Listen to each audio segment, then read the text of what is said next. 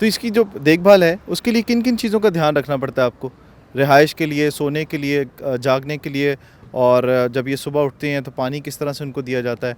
खाने पीने की रूटीन क्या होती है इनकी? सर सुबह के टाइम चारा डालते हैं इनको सुबह 8-9 बजे, और पानी इनका 10 बजे बरते हैं, क्योंकि सर्दी है सर जी, ओस भी पड़ती है, इसलिए ताज़ा पानी इनको डालते हैं।